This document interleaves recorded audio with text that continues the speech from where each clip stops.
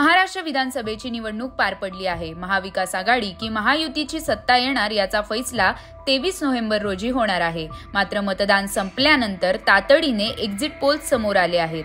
10 exit poles पैकी 6 पोल्सने महायुतीचं सरकार येईल असा अंदाज वर्तवला आहे। एका एक्झिट पोलने महाराष्ट्राचे मुख्यमंत्री म्हणून कोणाला लोकांची सर्वाधिक पसंती आहे याचा अंदाज वर्तवला आहे। महाराष्ट्रात पार पडलेली निवडणूक वेगळी ठरली आहे, कारण यावेळी महाविकास आघाडी विरुद्ध महायुती असा थेट सामना आहे। इतके दिवस जे 4 प्रमुख पक्ष होते त्यातल्या शिवसेना आणि राष्ट्रवादी काँग्रेसचे 2 तुकडे झाले आहेत।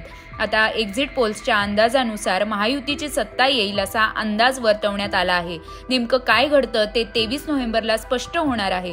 2019ला महायुती विरुद्ध काँग्रेस राष्ट्रवादीची आघाडी असा सामना झाला होता, मात्र निकालानंतर सगळं चित्र बदललं होतं। त्यावेळी निकालाच्या दिवशी उद्धव ठाकरेंनी सगळे पर्याय खुले आहेत सांगितलं। त्यानंतर पहाटेचा शपथविधी, महाविकास आघाडीचा प्रयोग, 2022चं एकनाथ शिंदेंचं बंड, 2023 मध्ये अजित पवारांनी महायुतीत येणं, या सगळ्या घडामोडी महाराष्ट्राने पाहिल्या आहेतच। लोकसभेला या सगळ्या प्रयोगांचा भाजपला फटकाही बसला होता। आता विधानसभा निवडणुकीत भाजपा महायुती कमबॅक करेल असे एक्झिट पोल्सचे अंदाज सांगत आहेत। एक्झिट पोलनुसार मुख्यमंत्री म्हणून सर्वाधिक पसंती कोणाला मिळत आहे हे आपण जाणून घेऊयात।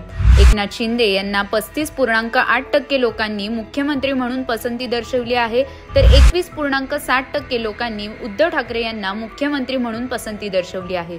देवेंद्र फडणवीस यांना 11.7% लोकांनी मुख्यमंत्री म्हणून पसंती दर्शवली आहे, तर अजित पवार यांना 2.3% लोकांनी पसंती दर्शवली आहे। नाना पटोले यांना 1.2% लोकांनी मुख्यमंत्री म्हणून पसंती दर्शवली आहे। अर्थात पीपल्स पल्सचा हा अंदाज आहे। प्रत्यक्षात नेमकं काय होणार हे 23 नोव्हेंबरला निकाल काय लागतो आणि जनमताचा कौल कोणाला आहे हे चित्र स्पष्ट झाल्यावरच कळणार आहे।